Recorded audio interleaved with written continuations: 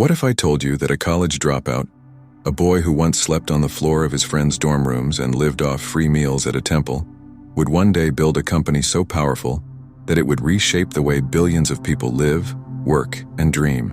This isn't just a story about computers or business or technology. It's the story of a man named Steve Jobs, whose journey from rejection to revolution teaches us that even the darkest struggles can ignite the brightest flames of success.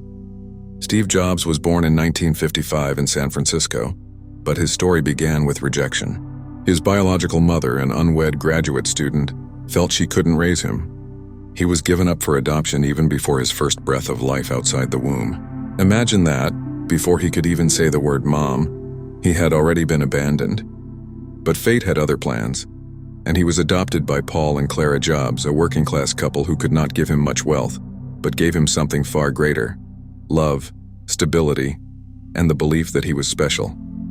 Steve grew up in a modest neighborhood, surrounded not by riches but by curiosity. His father, Paul Jobs, wasn't a rich man, but he had the gift of working with his hands.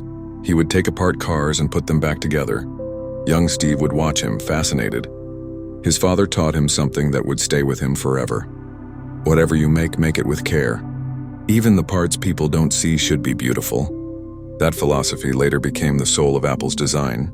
But Steve's childhood wasn't simple. He was mischievous, restless, and often felt like he didn't fit in. School didn't excite him. Teachers thought he was difficult, but in truth he was just bored by ordinary learning. He wanted to create, to invent, to challenge the system. That fire inside him often made him feel like an outsider, but it also made him unstoppable.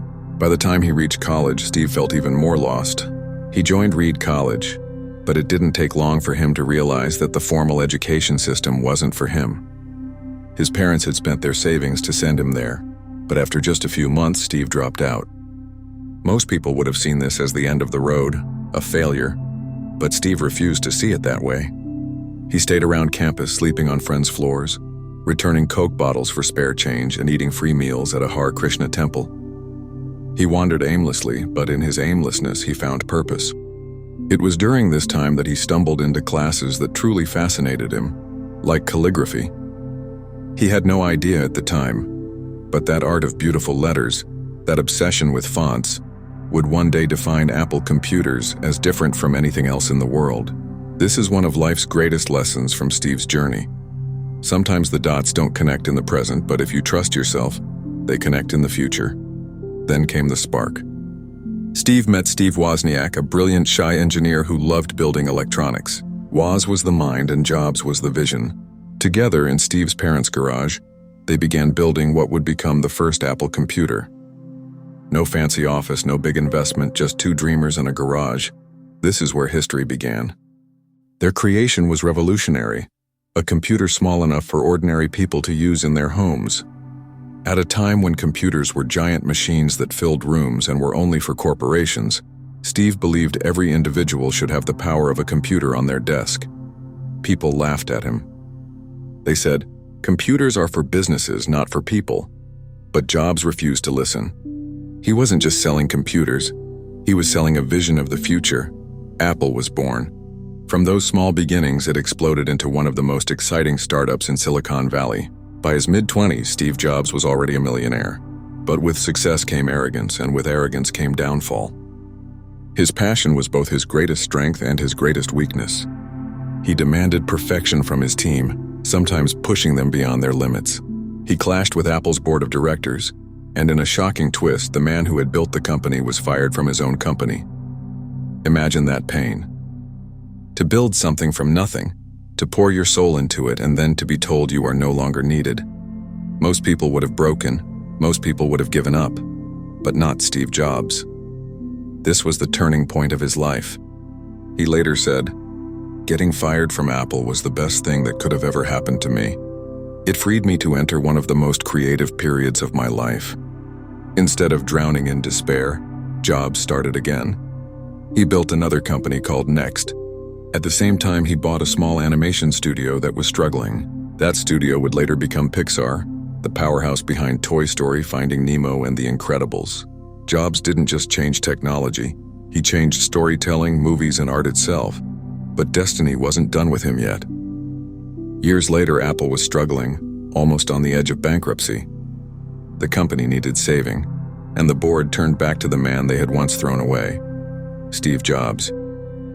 He returned not with bitterness but with a renewed vision, and what followed was nothing short of a revolution. Under Jobs, Apple created products that were not just tools but objects of beauty and innovation.